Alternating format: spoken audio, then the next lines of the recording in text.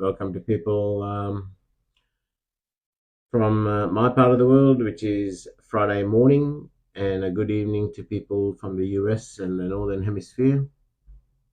Today, our guest is Charles Hines, an amazing young poet from the Florida area.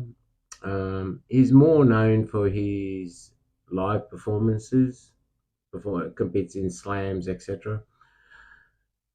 Not so much in this within the IG circles, but hopefully it'll give the audience and listeners and people who watch the replays of this more insight into Charles as a poet. I was fortunate to hear him once before on a Zoom show, so really looking forward to having him on here. I should be joined very shortly by Gemini Fox, my co-host. As usual, she's left me hanging here. Oh, and speak of the devil, look, I do, because Gemini can actually tell you more about Charles. What did you just say? You're talking to the people about me? No, I said, good morning, Stephanie. Here's my lovely co-host about to join me. No, you said as usual she left me hanging here. Oh, did I? Oh, must have been. I'm not leaving my baby with you. You must have listened to some. You must have been listening to some other show, I think.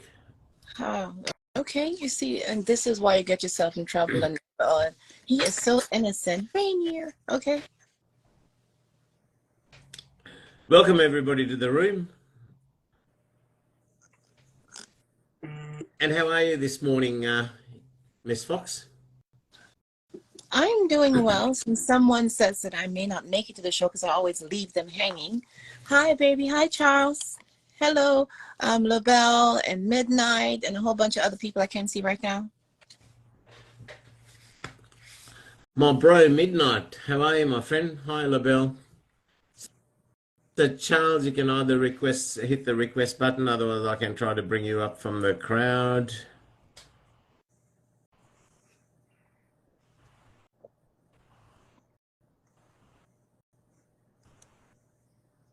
I'll bring you up from the crowd. Oh, Instagram is special today. Instagram is special today. Yes. Hello, Hello. Charles. Hello, everybody. Hi. Thank y'all for having me. How are you? Doing okay. It's a pleasure to meet you again, Charles. I think we met once before on Zoom. Yes, briefly. Yes, sir. Yeah. Firstly, thank you for coming on the show.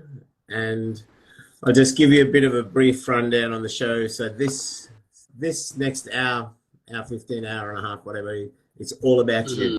Not about me, not about Gemini. This is all about you. Where I was very impressed with what I heard the last time we met, and I'm really looking forward to hearing more of your poetry, more about you. Now, I know you're very active with in-person performances, Yes. competing in slams, etc. So really keen to hear all about that. And congratulations, I believe you got a placing in the Southern Fried Yes, sir. Poetry Slams. Yes, I'm third. Yes, placed third as an individual poet. Yes, sir. It was supposed to be first. They made a mistake. They don't know it yet. I don't know. Maya writes pretty amazing. So Maya's okay, but Maya is good, but I don't know Maya. I know you. I gotta give her flowers. She's pretty incredible. But a third out of all them other poets, I'm not complaining. Well, you know, Mama Fox is very protective of you, so she'd be flying your flag. Absolutely. If I was the first and second place getters, if I was them, I would be staying well away from Mama Fox for a while until she comes down. So she's savage. So I'm so blessed to have her in my corner. I'm not savage. I am just tenacious, fierce, but not savage. Unless I'm eating a mango, then I'm savage. But apart from that, no. So tell us a bit of about you, Charles, and what drove you to sort of start writing. And is there any particular favourite genres you like writing, or this next hour plus is all about you, my friend. You got the floor. Absolutely. Okay, so I guess I'll start from the beginning. So when I think about it, I tell people writing is the only thing that I really know how to do. So I've come from sort of an artistic background. My father was a visual artist and very into music creation, and it was always something just that I grew up with, having that at the forefront. I was always surrounded by music or just artists creating, whether it was him or his friends. My brother and my sister as well are very just creative, expressive people. And I just fell into writing because it was a place for me. It was kind of something that just found me even before I knew that I could be like powerful or inspiring with it. So in elementary and middle school, I was just writing writing to just have a place. I was always the weird kid or the kid who talked too much. I was always very just kind of misunderstood and constantly finding myself in places where I felt really isolated. And writing was just kind of that place where I could throw anything and everything that was going on in my mind together. So some of my earliest writing memories were me being a child writing fantastical stories. I remember once in elementary school, we got a writing prompt where it was like, we had to like write one page on the day it rained chocolate milk. And I came up with like this 50-page story explaining how exactly like chocolate milk fell from the sky, and it was just super detailed and unnecessary, but it was something that was just riveting and exciting to me to create these places and these characters. And it kind of helped me, and I still use this image today. I say like butterfly net what's going on in my head. I'm a very quick thinker, and I tell my mind is like the city that never sleeps. Like it's always just hyper fixated on something. So writing was really me just butterfly netting all of that craziness and just putting it into a place. And it just started off with just me being creative and wacky and having fun. And as I grew and progressed, it became a place for me to put my feelings and to really process what was going on actively with me. So I would say middle school was really the first time when I started just writing to say how I feel, to express pain or confusion or help me just navigate whatever was happening. So I still do this today. I'm a very avid like journaler. Like to this very day, I have like I have like books and books of thoughts, and they're not necessarily they're not anything. They're just thoughts. So sometimes it may be something cool and put together, and other times I'll just write down the song that's in my head, like or something that made me angry. But it helps me process, it helps me feel really grounded. And I also feel like just kind of seeing what's going on mentally with me on paper is very validating, especially in a world where we're constantly having to take other people into consideration. I know like myself, I come from a big family. I work heavily in the community. I also have a customer service job. So majority of my time is spent thinking about how to accommodate somebody else, how to make other people feel safe and needed and remind them that, hey, they're not alone. And so writing was kind of that way of reminding me, hey, there's space for you. What you have to say is important. These feelings that you're feeling, everything that you're thinking is very real. And yeah, that started from wacky tales and moved on into journaling. But poetry specifically, I got into because I started with like journaling and with prose, and for the longest time, I like struggled with writing shorter things just because like everything had to have big characters and a plays and all of this lead up, and I don't remember even personally being exposed to poetry or any other type of writing until kind of later in my academic journey. So in my head, it was kind of like, oh, if you want to write, you have to write a full novel because that was all I saw. Yeah.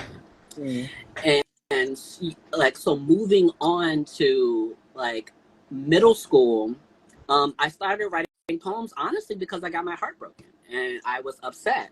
And I feel like that's kind of like the cliche story behind it, but no, I was young and I was frustrated and I had my heart broken, and I just started like pouring out poems about this situation and trying to just articulate all of it.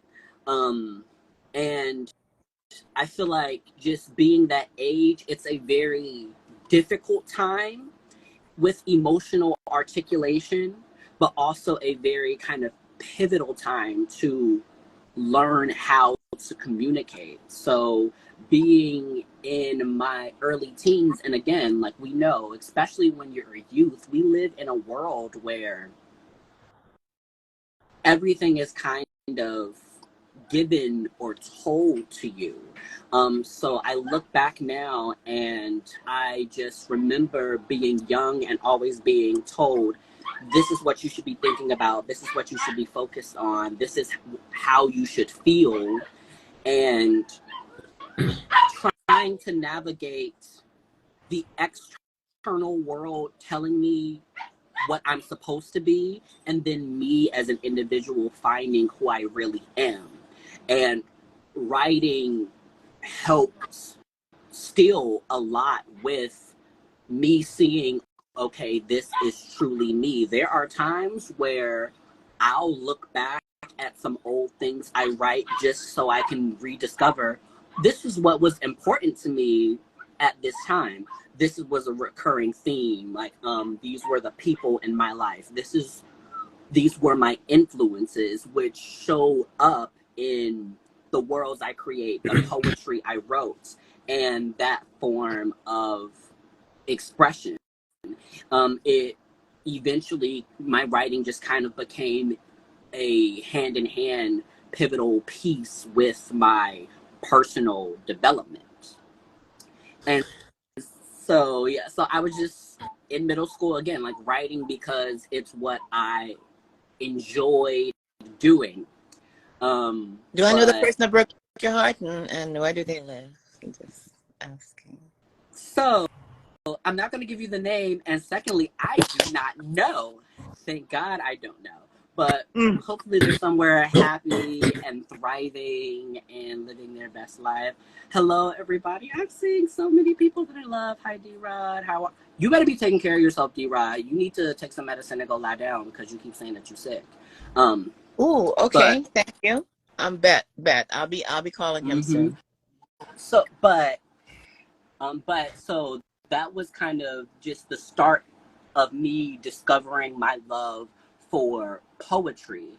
I guess just through my development, I really enjoyed being able to articulate a point or create a world in a quick period of time, because we know, like, not everybody got 7 years to sit down and write a book.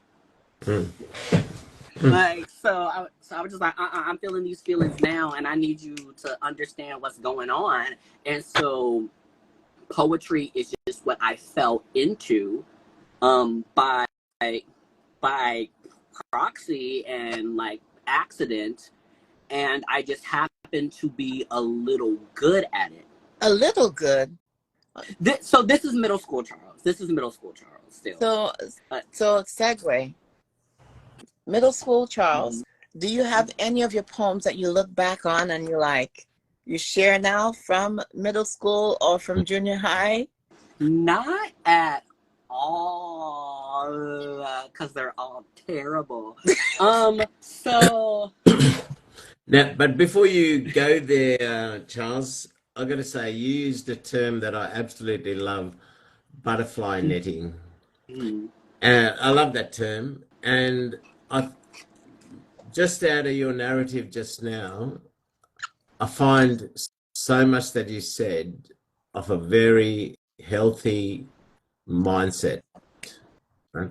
Number one, in heart, you hit from a young age, as you said, harnessing your thoughts, because our heads, our minds can be so noisy, right? And we can just digress. We get things of value, but then it's crowded or superseded by a irrelevant thought or an unrealistic fear or hesitation or lack of confidence.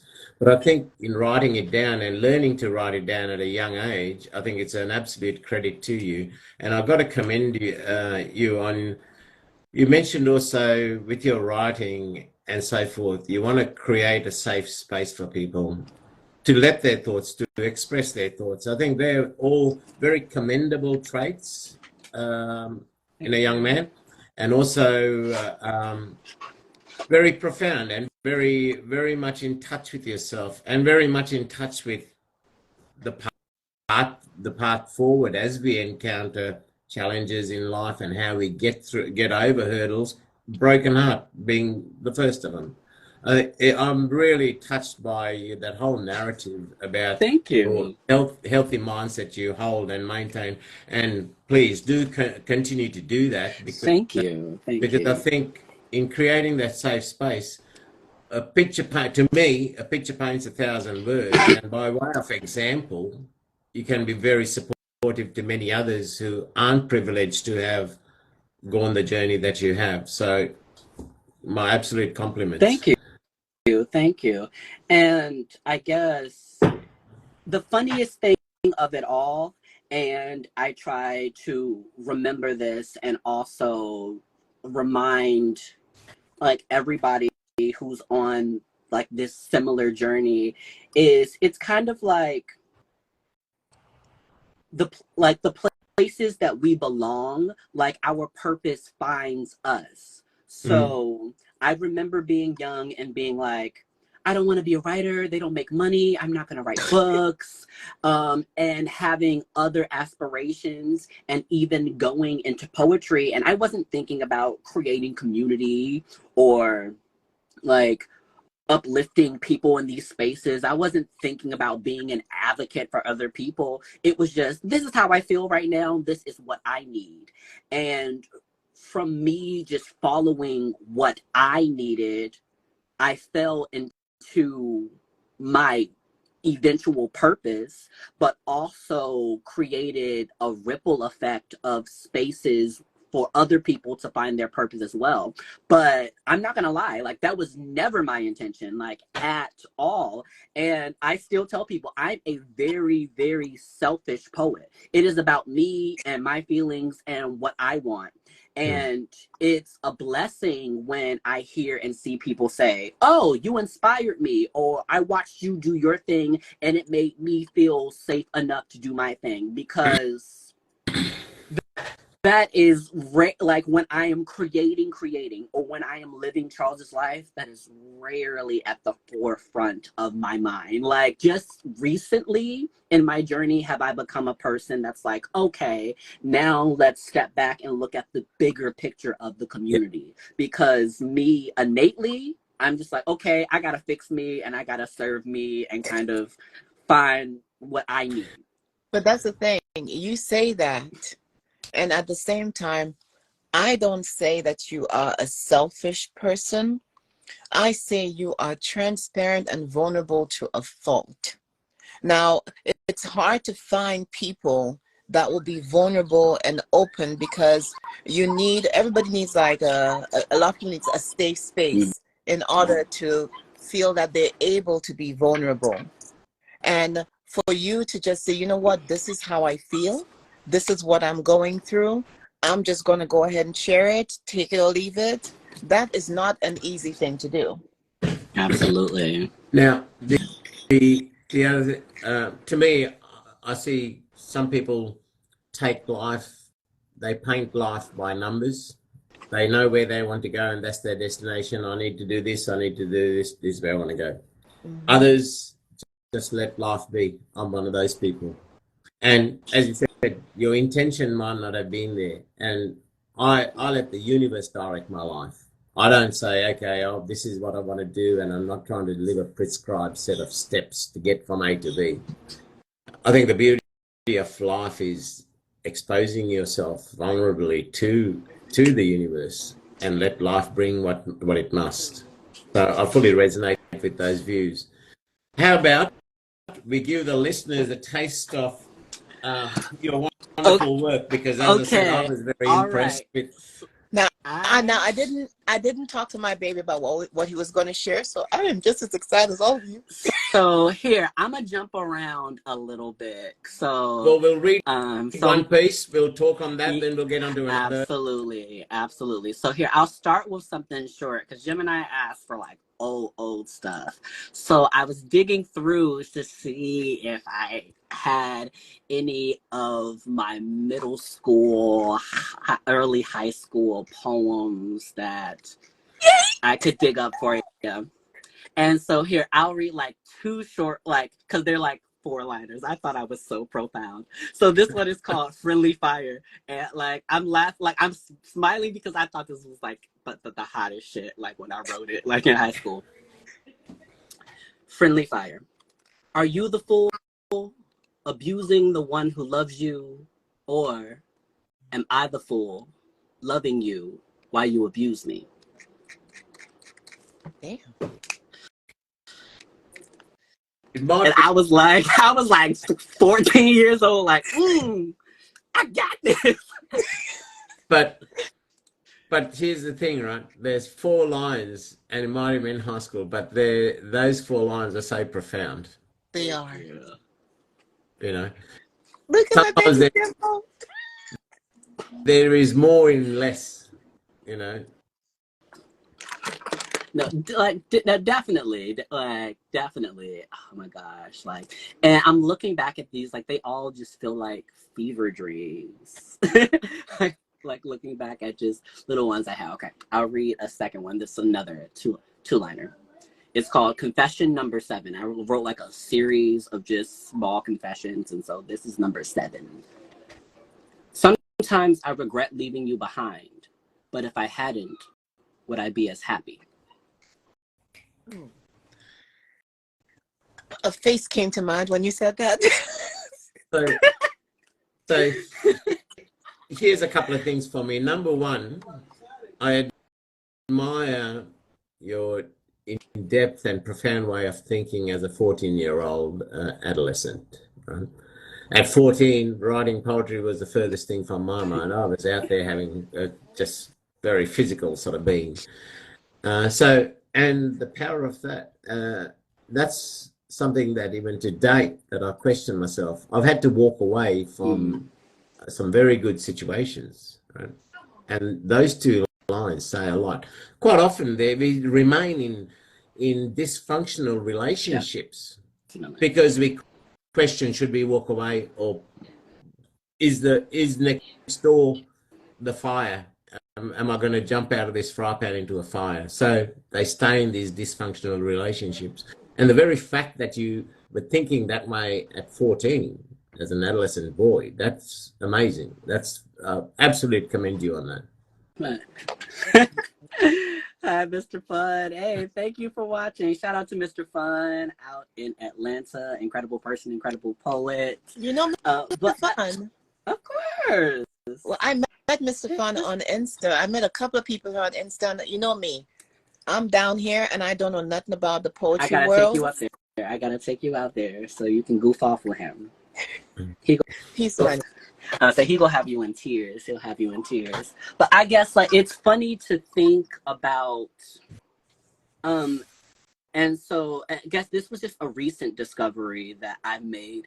It seems like sometimes my writing had learned lessons that I had yet to learn, or like the things I was writing, like new things that I didn't know, because there are like you said, so there are realizations that I can look back and see myself wrestling with, or things that I've written about, maturity that I tapped into, that I personally don't feel like I fully have developed or didn't develop until recently. So just like that, like you said, that kind of dichotomy of letting go, of when should I walk away, when should I push harder, that's something that I still worry about and struggle with, that being too much, that is it time to give, like that, is it time to give up? And so looking back and seeing a different me in a different place at a different time, thinking about these same things, one kind of shows me how full circle life can definitely be. But also it has one thing that I feel like I personally learned from just my writing journey, and I'm still learning, is allowing myself time and space to think for myself and make those discoveries. Yeah. At the moment, I will say that is probably what I'm most proud of in what I create. Again, I like, we live in a world, and like I come up from a place, but we live in a world where everything is just trying to tell you what to think, who to be, what you should value. Like, just all of these external things are trying to shape who you are. And what I create is mine. These are my thoughts. These are my feelings. These are my discoveries. This is what matters to me, even at this moment.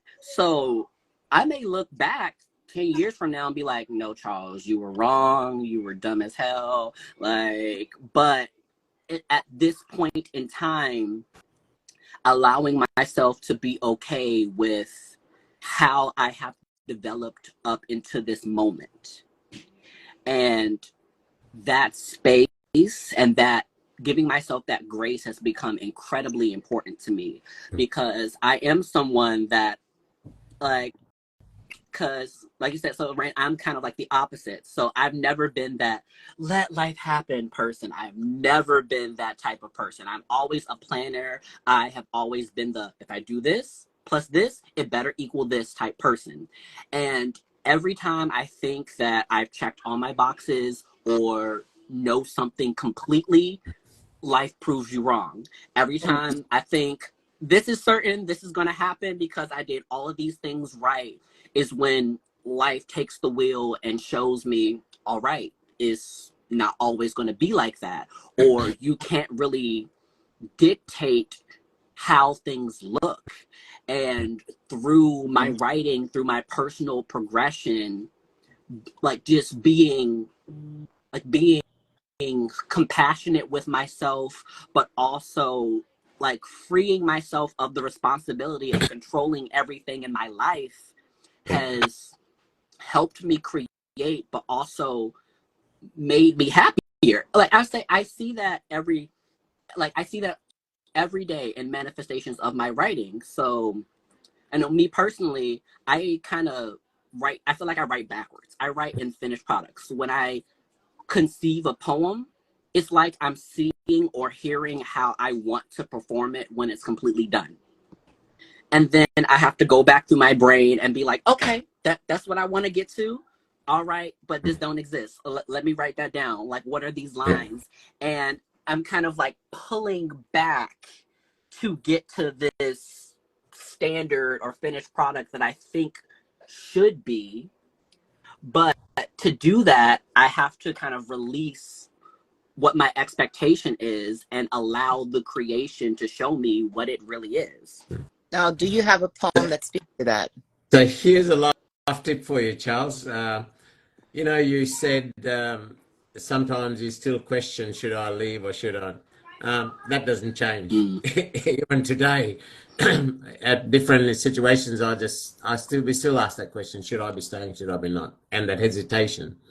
And you also said that you like giving yourself the leeway and the acknowledgement that yes, you can do. I think you have a lot to be proud of in the way you think, the way you live your life. You have a great deal to be proud of, my friend. There's lessons that people twice your age can take from that, from your whole views, your outlook, your attitude to life itself. I think there's a lot many can take away from that.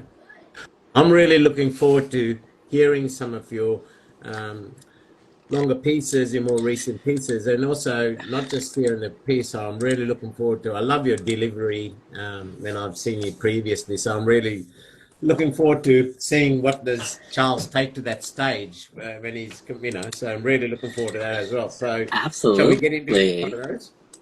Alrighty, so Gemini asked, is there a piece that I thought was one thing that turned into, I don't want to do that piece. You don't have to do that, please. Okay, no, I'm gonna find it, but that's a good story. I like to talk about. And he has so much poetry. And you do have a book out already, correct? I do. Okay, I'm actually gonna read one from this book because I forget about this piece and I never. Okay. Okay. So, all right. So this piece, I wrote this poem originally on assignment. I was asked to write kind of like a piece about overcoming and just not allowing yourself to be defined by your obstacles. And I wrote this poem and I sent it to my friend. He was like, yeah, that's cool. But I hated it. And so I couldn't let it go. I was like, this isn't it. But couldn't put my finger on why it wasn't resonating with me. Wow. And I tried to let it go because I was like, I had a deadline. But like the creator and the communicator in me was like, no, you haven't tapped into like the message or like the true feeling that you're trying to capture. And for me, I always write to an emotion. And I know that a poem is complete, or I feel that I've communicated successfully when I can articulate what I'm feeling through words. Like when I feel, all right, that's the picture of the emotion, that's the message, that's how I feel successful. So I took the piece and I scrapped it completely and I wrote something completely different like the night before. But just because like, and I guess the only way I can describe it, and artists know, like it just didn't feel right. Mm-hmm. And artists know what I mean when it just did not feel right. And so I had to do it again until it felt right. So this poem is called The Definition of Fear. I don't think I've ever performed this, like outside of that day. I don't think it's in my book. It's in my book, but I don't read it often. The definition of fear. The definition of pain is discomfort or distress due to a sickness or injury. It is a condition, a temporary feeling. It is a concept of the mind, a warning shot from your body begging you to adjust, to correct. But it is not person or being, a reference point but not a decision maker. The definition of fear is an unpleasant emotion caused by belief that something is dangerous. Fear is reaction. It is shield out, walls up like Jericho. It is brother of pain. Its secret supplement does not prevent pain, but often travels with. It does prevent healing. Pain is the wisdom of the body, but it is not the body. It is discomfort, but not disability. Fear is the evil twin blurring the lines of two things that are very different. Meshing process with punishment, training with torture, pain and fear, both rooted in wisdom, often look the same. But pain is an adjustment period, a message to your muscles to push, to grow. Fear is the muscles not knowing their own strength. It is cracking under the weight of your worth, mistaking a swimming lesson for drowning. It is an illusion. It can be overcome. Fear is a fool's fallback. Pain is your body's form of common sense. It may burn, but fear hides from the sun. Pain may fall, but fear refuses to stand again. Fear will pollute the heart's residence if you choose to dwell in it. If you fail to see that pain is just an aisle for the cure to walk down, it is boot camp for your blessings. To fear the pain in something could also be to fear the gain in something. It is allowing the fruit of the spirit to rot before time has come to bloom. It is the stories you believe about yourself that you have never read, the images you carry of yourself from pictures you have never seen. It is the words you use to describe yourself that didn't come from your heart. Fear is an illusion, and it can be overcome.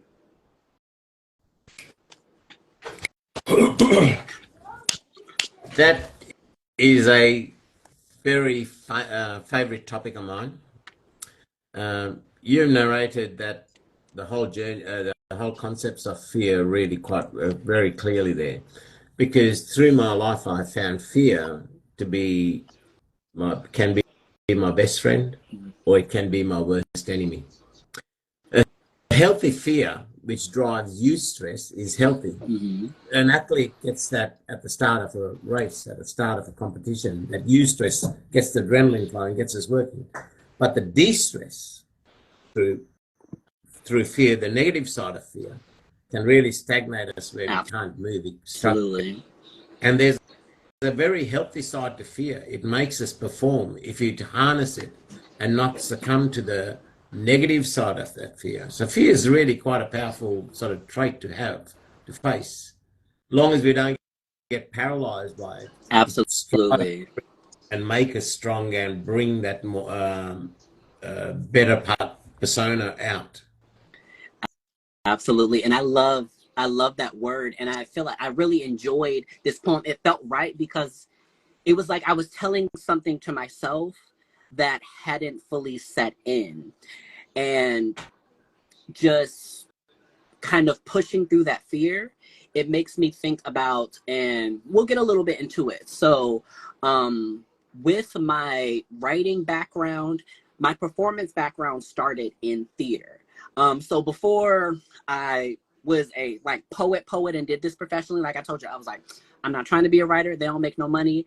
I wanted to be an actor. Like, I want to be on TV. I want my own TV show. I had all these actor dreams. And the foundation of how I know to put on a show, to get in front of an audience, to speak to people, is rooted in theatrical techniques.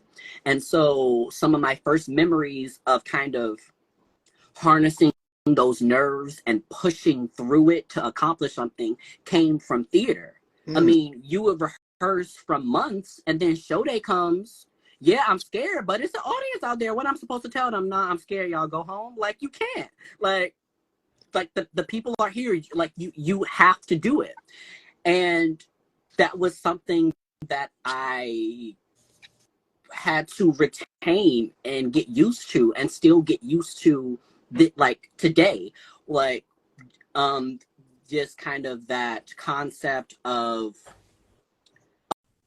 a lot of things. And it's funny because I tell people every time, like, people don't believe me when I tell them, like, I've been performing poetry for about 10 years now, and I get nervous every time.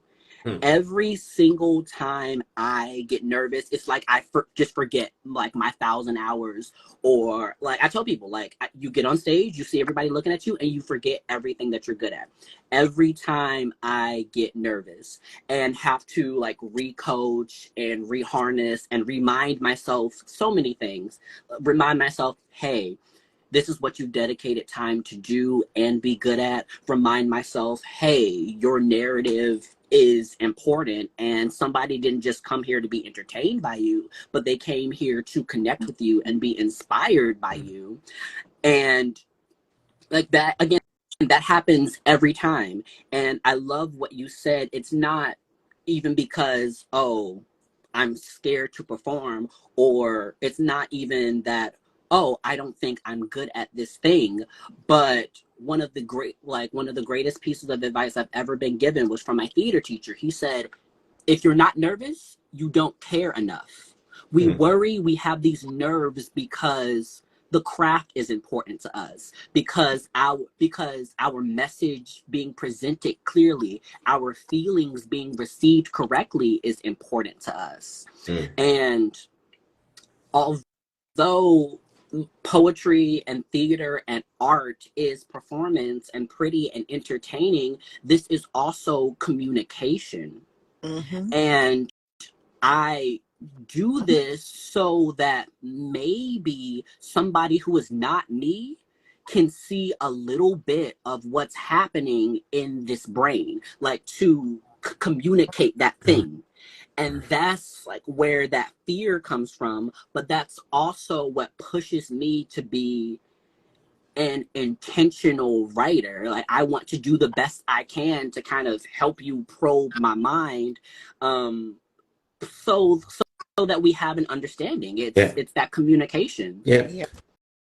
So now I learned something just now. So you've got a book out. Tell us a bit about that book. Let's tell the audience a bit about that book. Have you got the copy handy where you can show the cover and where we can get that? I do. Oh my God. Now, one thing you said about performing and about being nervous, Obi West told me that once you stop having those nervous, I call that fear. Once you stop feeling that, it's probably time to stop. That's real. Yeah, no, again, that's so real. I mean, it's the whole purpose of, and I have to remind myself, and I'm gonna say it because I'm gonna remind everybody who is creating whatever you are creating. It doesn't have to be art, but the spaces that you create, the thing that you're doing, you're doing this because it feeds you, because it inspires you. And yeah, when you lose touch of that is when you lose touch of that potency. And I can speak personally from me and all the other artists that I've been connected with, like people, and like, I guess people who aren't in art, they don't know what they're drawn to. They just know, oh, that was art and I enjoyed that, but they don't necessarily understand what they're connecting to. But like you said, that emotional, that mental communication, that true like human connection is what brings people back to the event, to your book, to your writing, especially in a world where it's a million poets. Like, so why should you listen to me over all of y'all? Like, it's because my narrative or something that I'm doing is connecting with your narrative and something that you're going through, and will make you seek out or pick Charles or Gemini over every other book, every other poet.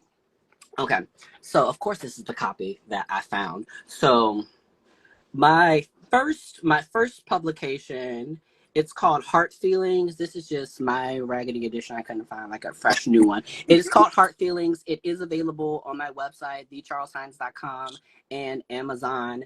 And this was my first publication. I published it like a few years after I graduated college. Right. I am proud of this work. I'm very proud of this work. I mean, how many people can say they got a book? I mean, like, but I do sleep on this book because it was just like, I guess it was like my breakout writer thing.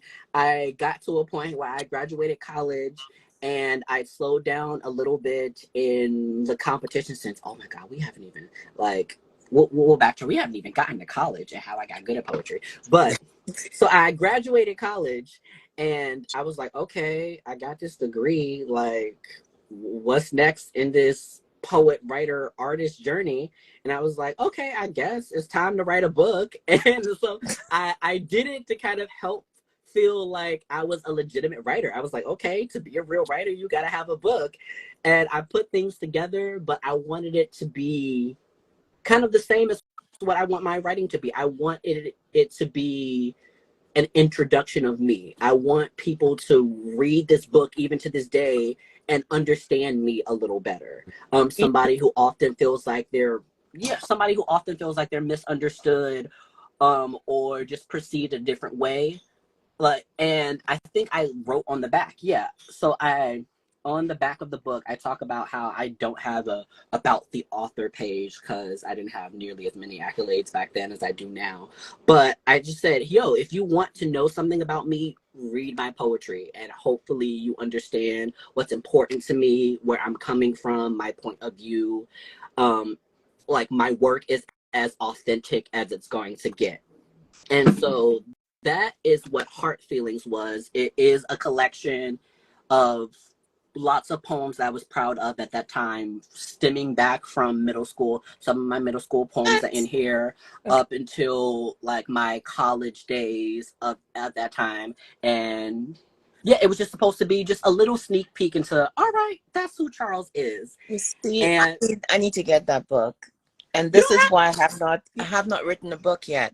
I have not written a book yet because I don't know which poems to use to introduce myself to the world. Because you know I'm crazy. I'm weird as hell, Charles. but like, you know. but yes, and see, I love that you say that because I'm like, if I can't be crazy and weird as hell in my work, then where can I do it?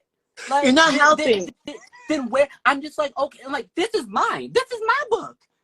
If it's too weird, don't read it. Like, leave me alone. Like, I'm like, okay, you bought you bought my book. Welcome to the Charles Hines show. This is what it is. And if you don't like it, you can put it down. I already got your money. Like,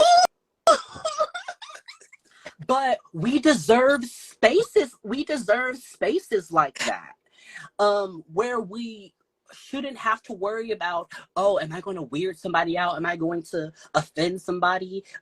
Is something not included? Like, so again, so this is my book. This is my life. This is my point of view. These are my experiences. I am sorry if I miss things. This is living Charles Hines' life. And if you want something else, all right. There are a million other poets. Buy another book. I love firstly, I love the title, Heart Feelings. And secondly, I'm loving this conversation because I'm seeing a younger version of myself because I've lived life from a very young age, from the time I was 12, 13. I've lived life not giving a damn what anybody else. I lived me. I did me. Family didn't interfere, try to tell me what to do because they learnt very early that I bite very hard. So I was yeah, so man, I'm seeing a younger version of me here. I love it. I really do. I want to And hear just to let more. you know, he's still stubborn. He's still stubborn till this day. You gotta be. You gotta be. I need to be a little bit more stubborn. I'm too nice. No, you don't. I'm too nice to people.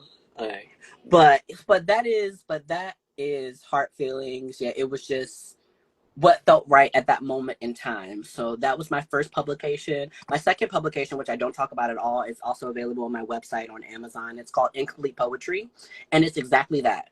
COVID hit and I did not know what to do with myself, so I released a book, and it's incomplete poetry. I took blurbs that I thought were cool, not fully, like, it's incomplete poems. I just took a few blurbs, put them in the book, and charged people $5. And I was just like, okay, again, because I'm like, so, and okay, and so we'll get into this conversation. I don't know how much time I have, but like, okay, we'll get into the conversation. I think I interrupted Rainier just to say that he was stubborn.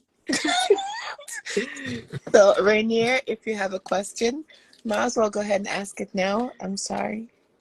No, I'm keen to hear more of your work, Charles. And you've got a Yeah, couple of books out. I'm really keen to hear more of your pieces, some of your in-depth. definitely.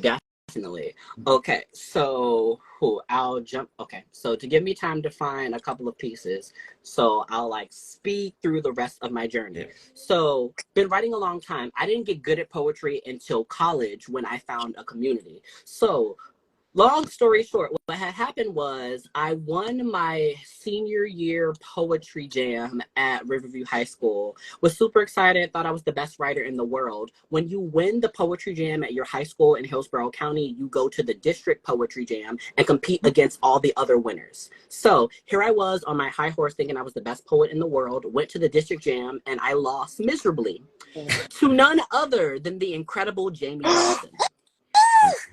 And so I went home and I was just like, I have work to do because what I'm doing is not what she's doing. I need to figure out who taught her how to do that.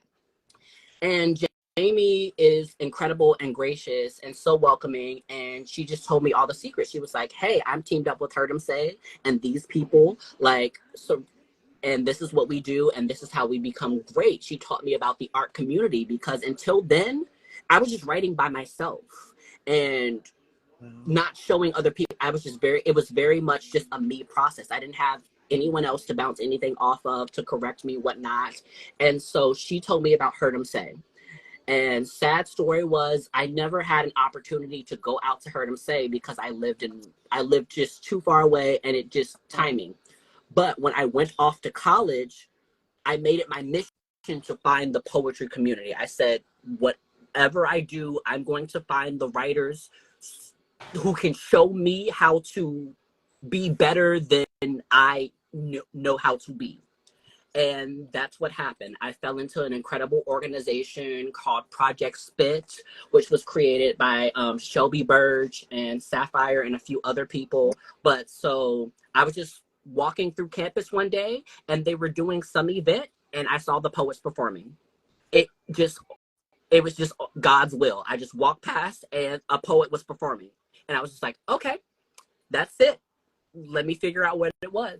And so I watched her perform. And then afterward, I like dove all over her. I was like, you're incredible. Who are you? Where are you? Because I need to do what you do. And the rest is history. I connected myself to that community and stayed and did everything that I could do to constantly curate that community. Again, by accident. All I knew is I really like poetry and I'm not the best at it. I need to figure out how to become the best at it. And fell into a community of people who were not only trying to be incredible artists, but who were healing and inspiring and trying to make spaces where they felt supported and safe, but also eventually make careers out of something that they were passionate about. And these are causes that I didn't know were important to me until like life came up. So again, I was never thinking about being a career artist or being a person that helped people heal and grow through artistic expression, because for a long time I never had that. Again, I didn't find that until college, but through Project Spit I found that. And then when I moved back to Tampa, I found that with TP and the poets. And now currently we have Grow House. It's just been, again, kind of like me falling into my purpose and finding my purpose just out of the need to have these spaces. So like that's long story short. And everything else cool about me has come up by complete accident. So any poetry slam that I won, again, like that came by accident. In college, like, so we had I will tell this story and then I'll perform a couple of poems. So I tell people that I was trained in slam because I was trained in slam. So Project Spit had a writing workshop portion of the club called Tuesday Nights. Every Tuesday night we met at this really, really raggedy gazebo on campus, and we were coached on how to be better poets. You brought your work, you performed it, and we sat in a circle and we talked about it. And our coordinator at the time, her name is Vanna Rose. Shout out to her. She's an incredible person, incredible poet. And she was trained by other incredible poets, Calvin, Mason Early, like all of them. But so she was trained in slam and she would teach us, you get up, you perform, and we talk about the piece. When when we perform, there were no excuses. There were no disclaimers. We're not trying to hear what you're worried about. Let us see this piece. And then from what you gave us, we'll tell you what we can work on. But everybody was equal. It was a no stress place for you to just get better at what you cared about. And we did it to cater to performance and competition poetry. And so my default is kind of having a competition in mind whenever I create. I kind of had to backtrack and get used to page poetry or even writing prose again, because I got conditioned into, I got something I want to write. It better be 3 minutes. I need to hit on these points and we go do it real fast. And even now I'm unlearning that, but that's how I became the poet and performer that I am, was those trainings. And so even now with Grow House, y'all see how I structure my workshops. It's kind of exactly the same. I want to give you a space where you are loved and where you feel safe, but also we take this craft seriously and I want you to get better. So everything isn't always going to be, oh my God, I love that poem so much, and you just do everything so like, No. sure, but writing is a craft and it can be learned and tweaked and bettered. And we want to push you out that comfort zone so that you can be a force to be reckoned with in the craft, but that also we can heal and we can grow and process together. It's it's sharpening both of those needs hand in hand. We all want to be incredibly dope and flex on our friends, but we also want to be understood and loved and welcome. So that's that journey. That's that journey. That's that And journey. then with Grow House, you talk about the workshops. So for people who are not familiar with Charles and not familiar with Grow House, Grow House has a first Monday open mic every first Monday of the month. It's a workshop and open mic. It's completely free. Workshop starts at 7, and we'll do that. You bring a poem that you want to go ahead and talk about, no disclaimers, and you get community feedback, which means everyone gives feedback on everyone's poem. Or we'll sit down with a writing prompt and we will write, and then you can share if you like, and we'll give feedback. But I found it very helpful. I really appreciate everything that I've learned so far and the input, because sometimes you have a thought rolling around in your head and you're not sure what not it connects to people, or you're not sure where you're going with it. So I really appreciated that. Rainier? Thoughts rolling around in your head. That's scary, but try and go there. I really want to hear more of some of your work, Charles. Okay. Thank y'all for letting me stall. Thank y'all for letting me stall, because I had to narrow down. So I'll do 3 pieces. I'm gonna do 3 pieces, and then we'll call it a day. So each of these pieces are poets' poems, but they all kind of hit on different places in my artistic journey, things I was feeling, whatever I was going through, but just kind of the reality of being a creative, but also living in a real world where everybody want to take your money.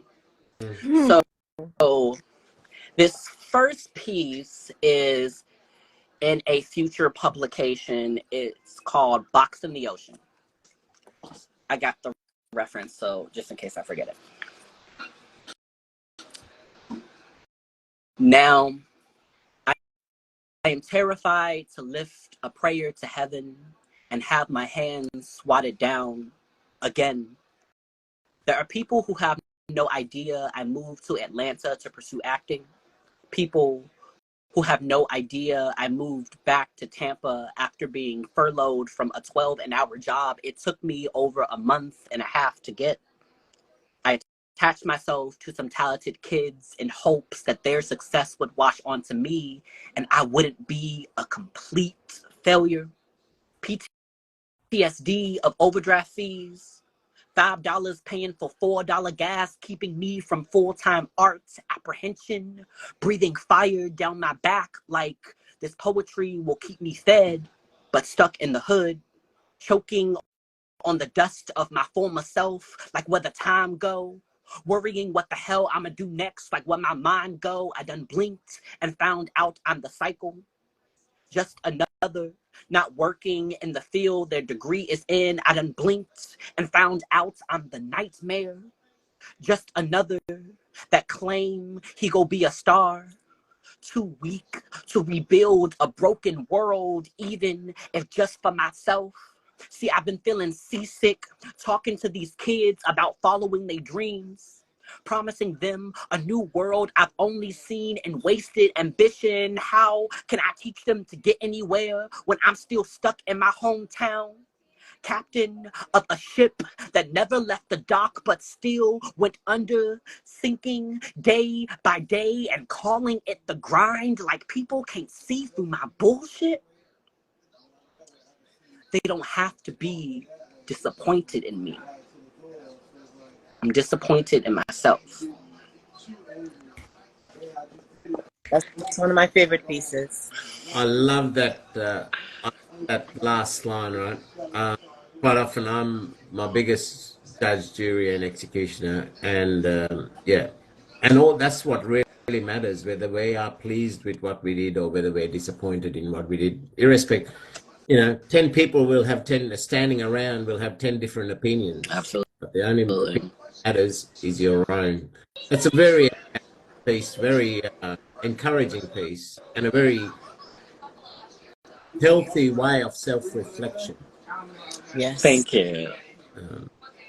Yeah. Thank you. Alrighty, so here, I'm just gonna get into this next piece. This is, I didn't name it, okay. I'm a dope ass poet. I've won a few slams, wrote a couple books. I even went on tour. I think I might be ranked third in the nation somewhere. Think I might have been featured on PBS a few times. I think they might have flown me out to LA or Chicago or DC, all because of my poetry. So tell me what I'm supposed to do if I don't want to write no more. I finally found a space in my mind I'm too scared to go, and I don't know how to write myself out of this feeling. But I'm a poet. And poets write. So if I don't write, then I'm not a poet. And if I'm not a poet, then I get nervous clocking out of work sometimes. It's like my stomach is afraid to be alone with my mind. Is this why I spit? Do I write because I have to? People only love me when I am perfect or when I am broken, and poetry is the only way to be both. It's scary how loud your humanity can scream in between shows. The echo of anxiety. See, these bedroom walls got crazy acoustics. Everybody want the highlights, but reality is more like a rough draft. And I really need a gig. No, I really need a show. I really need a pen because I'm a poet. And that's about all I am. Y'all think I don't see how quick people ask about shows, but not how I'm doing? Will remember my poems, but forget my name. People will love your work and still not give a fuck about you, but don't think I'm complaining, because ain't that what a legacy is? People remembering you for small talk and good times, only want you around on good terms. High on hand claps, doll daps, and slick snaps, but nothing is colder than the quiet after a standing ovation. The sobriety of stepping off stage, all these affirmations can't drown out my depression, and I need more than a metaphor. More than people who only love me verbally, who show up for the best of me, then disappear when the set is over. Does anyone else feel homeless without a spotlight? Is that why I spit? Does anyone else feel homeless without a spotlight? Damn. What's up, Masaki? What's going on? So number one, I think if you stop writing, I think you will, so out of what I've seen, and I study people, you will always do well in life, my friend, mainly because you've got a very healthy mindset. You know who you are, and you will live who you are.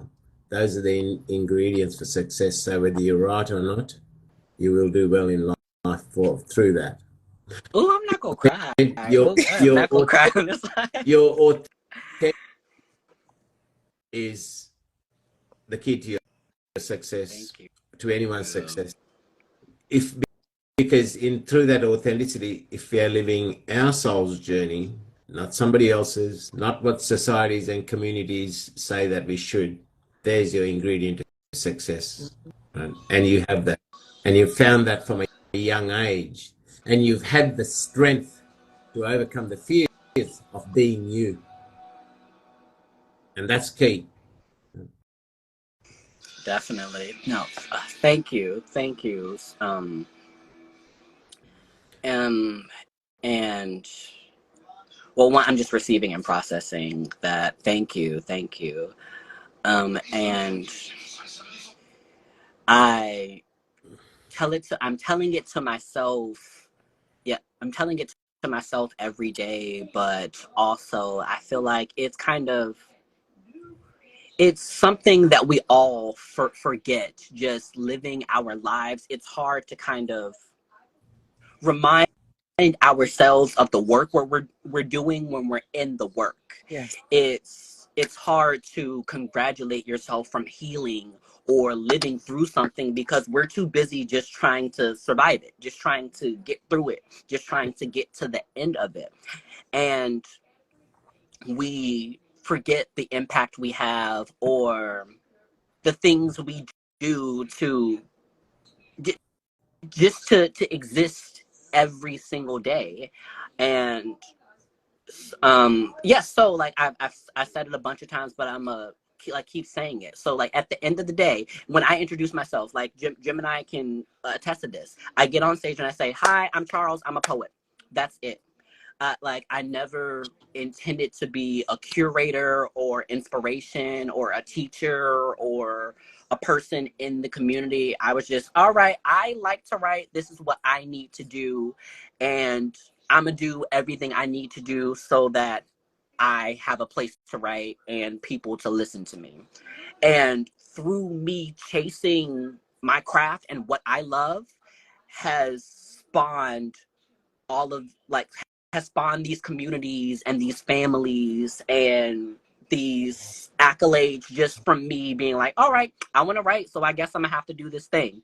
So even we were like, they're talking about, oh, you placed this at Southern Fried and that this slam. Let me tell y'all. So this year, I really was not trying to be out here in these streets. I've been doing so much and I have been so tired. So what happened was, and I love my poetry family like all over, like shout out to Grow House in Orlando. Like they had to bully me to go to these slams. So one day I just got bored and I like went to Daytona to go slam. It's across the state. Daytona is like 2.5 hours away from us. But I won their slam qualifier to go to Slam Madness, but didn't want to go. I was just like, no, like I just came to have a good time to hang out with y'all. And they had to bully me to go there just so I could place second. I was not trying to do it. I was like, no, I don't have the money. I'm not taking off work. And then same with Southern Fried. So D-Rod and Eddie Figure and Noir and them would like just harass me, begging me to go to this competition and be on their team. So like what happened? So D-Rod is crazy again. Shout out to him. I love him and he has the most beautiful heart. So he would call me like once a day when I'm at work, when I'm at work, like, and leave like a 6-minute voicemail. Okay, I guess, please say a poem already. All right, I'll get into it. But they begged me to do these things, and it wasn't me chasing acclaim or anything. It was, okay, this is what I love to do. Let me go do it. And everything else has happened from me chasing what I care about. All right, so this last poem I'm going to do is one of my personal favorites. I feel like it's very cathartic and affirming to me. And just kind of reminds me, and I hope that it reminds all other curators like yourselves, like everybody in this chat, of why we do what we do and chase what we love. All right, so this is my story, and I don't think I've named this one either. So somebody told pastor that I shouldn't be teaching Bible study because I got gay poems on the internet. They don't see God in my words, although my words help people see God. I guess divinity don't know diversity. I guess my testimony be too troubling. I be the picture of everything they don't want their kids to become. Somebody who knows who they are. Somebody who loves themselves and just happens to be gay. Statistics say that people raised in church will make the decision to stay in church between the ages of 18 and 30. I promised myself that I would never become a person who disappeared on God. But real talk, he and I ain't been on speaking terms. A canyon of he said, she said burrowed between us. If God is a father, that would explain his absence. What is a father to a black boy other than folklore? If God is love, that would explain his distance. What is love to a gay boy other than forbidden? If Jesus really paid it all, then why is salvation always out of my tax bracket? They say there is no God in the work I do because I call myself a poet and not a pastor. See, we artists just put on pretty shows. They don't see this open mic as an altar call. They don't see miracles in the way we raise spirits with a little spit and ink. Because we write our own scriptures, we are seen as unholy. Because we passing around blunts and not Bibles, we are unworthy. But if I remember correctly, even Jesus spoke in parables. I heard that he was harnessing the heavens with haikus, that he spit bars from behind bars with thieves and whores by his side, and I have seen ciphers shed crosses off of people's backs. Poets yank curses from their bones and stomp them onto pages. I know youth conquering their inner demons by learning to conquer their thoughts, but this is not the work of God. They cannot see heaven and how we hold each other through our trauma. We heal with the truth we carry within our wounds. They act like our snaps don't calm troubled waters, like our applause don't be a joyful noise. But I know that God is in our midst. So since I can't teach the Bible, I teach poetry. I gather a congregation of rejected stones, and we tell each other that we are loved. We call forth the pain until there is nothing left to heal. We are the pages ripped from your holy book, the lost, the queer, and the immoral, preaching the gospel even after being denied heaven's reward. What y'all know about this kind of holy? God gave us a salvation without a blueprint, but people who do not truly know God have always tried to steal him from the mouths of the righteous. Every day, they tell us that we are not a miracle because they have never seen it before. They raise their hands to write our eulogies and plagiarize God's signature at the bottom, but we stand in the line of their flying stones and we trust in him anyway. And ain't that God?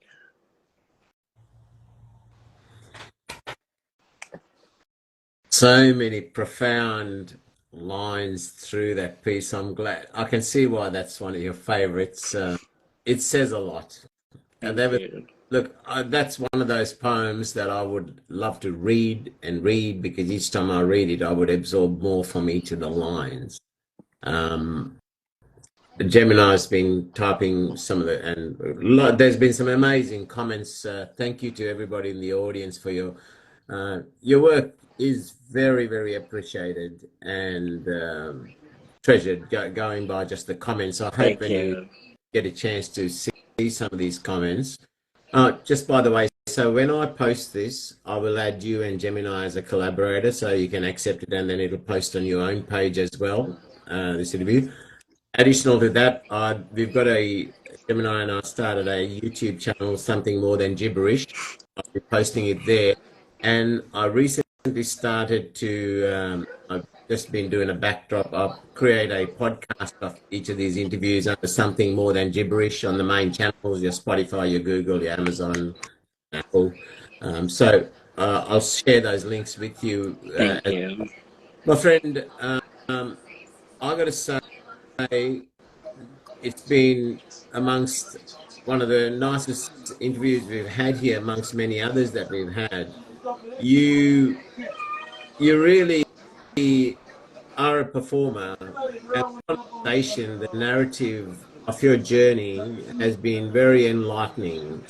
And it's been a pleasure listening to your work, and I will definitely look up your books and look forward to reading more and more of your work. I plan on my next trip to the US. I have promised a friend of mine that I will come by Tampa. Please come hang out with us.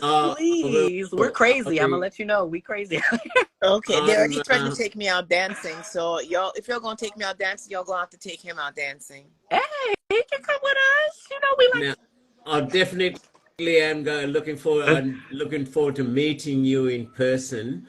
But I've got a big challenge to overcome at the airport first. If I'm there, there's some person there who keeps threatening to hit me in the throat all the time. He keeps asking. You see, I don't know why you bring this up to my baby, because my baby knows I would not hit anyone without cause, and you keep asking for it. You brought it up again. I was cool and calm and collected, and here you go. Yeah, it's the calm before the storm. Cool before the storm. So if I make it past the airport, I will definitely look forward to meeting you in person and watching you perform as well. My friend, I cannot express in words how what a pleasure it has been for me to meet somebody from a young age, at a young and through your young journey, who's got such a good, healthy grasp of life and towards the journey, and how we accept and face life. It's very, very, very reassuring from somebody who's been that journey, and I've got a son that's probably in a similar age to you, so it's really so encouraging, so heartwarming to meet somebody with such a healthy lifestyle, such a confident approach to life. And it comes out in your poetry as well, right? That profound way of thinking. Man, I see a younger version of myself there, you know, and the comments say it all, you know. There you go. The origin, Alsaki. If you see him in person, his performances are bananas. There you go. So yes. There's been so much positive comments. You're much loved, my friend. Keep doing. Don't ever stop. I can't see you stopping. I think it's been from just keep growing and just keep doing what you're doing. There you go. You're on people's top 5, and it's just, you're so well accepted, and rightly so, because what you bring to the table is a healthy meal for many minds. Definitely. And I have a poem that I need to send for you, Charles. I've been looking at it and trying to fix it a little bit before I send it, especially my typographical errors. And he does this. So he'll ask for you to, we had a poetry slam, and he was competing, and he took our poems and made them better to compete against them. This is the type of love for poetry and people I'm talking about. Well, you're very privileged, Charles, to be able to touch even one word, let alone a line of the Mama Fox's poetry, because I collabs with her, and good God, I went to put in a punctuation mark and I nearly had my hand ripped off. Like, holy hell. Like, remember that word she threw out earlier, stubborn? What? It's funny, it's like a mirror, right? It's, it just a little bit. You know, stubborn, it's like, I love it when people look in a mirror and they throw their reflection at you, clearly. She's gonna put up a fight, but it's with love. It's with love. And when I say I am so honored to be welcomed and recognized to this platform, as a person, as a poet, but but more just as a person who got into this because I love writing, because I love words, and am just always looking for spaces to remind me that we're not just living this life alone. And I do what I do and I write what I write to at least give that to one person. That's what I'm all about. I know that's what Gemini, what Masaki in the comments, what Grow House is all about, and what we really try to do in this poetic community, is remind people, like, because I guess you see these other crafts and spaces where everybody's just at each other's necks and acting like there can only be one. No, the most beautiful thing about art, if y'all get anything from me tonight, the most beautiful thing about art, about any craft, is how big it is. Like, imagine a world where you could only read one book or listen to one song or watch one movie. Like, so the best thing about art and creation is how endless it is. There is space for me and I am necessary. There is space for you and you are necessary. And people have to be reminded of that. Like, this world was given to each and every one of us. And we make space for ourselves just by being authentic and open and vulnerable. And I'm so honored to be able to do this and to be listened to, but also every time where I'm even kind of recognized, like, it mind boggles me. Because we love you. We love you. I love y'all back. I love y'all back. Like, I'm so grateful for this space. Me? I love you. I love you the most. I love you the most. I'm gonna say it here. If anybody fight me about it, it's whatever. Like, but. So you are very right. Life is a precious gift. We should make the most of it. Charles, the other thing I've got to say to you that I really appreciate in you, there's a very healthy way of self-appreciation, of appreciating ourselves. And there's that negative, conceited, blow wind up my butt sort of mindset. That's very unhealthy. And I think you've got such a good appreciation of the Charles within, not the egotistical, conceited sort of appreciation. And I think that's crucial.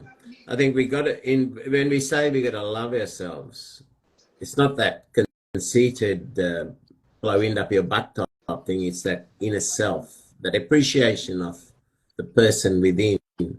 And I think you have that. Yeah. And it's an honor and a pleasure to meet somebody like that.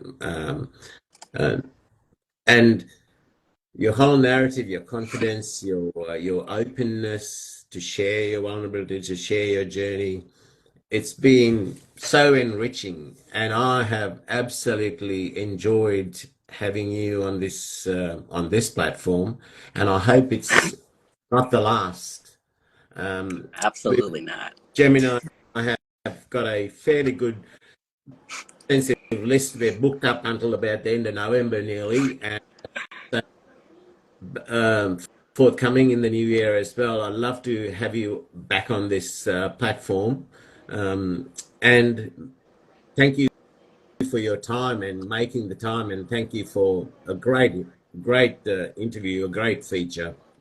Thank you. Thank you. Of course. No, anytime, invite me back anytime. But it has been an honor. This has been so much fun.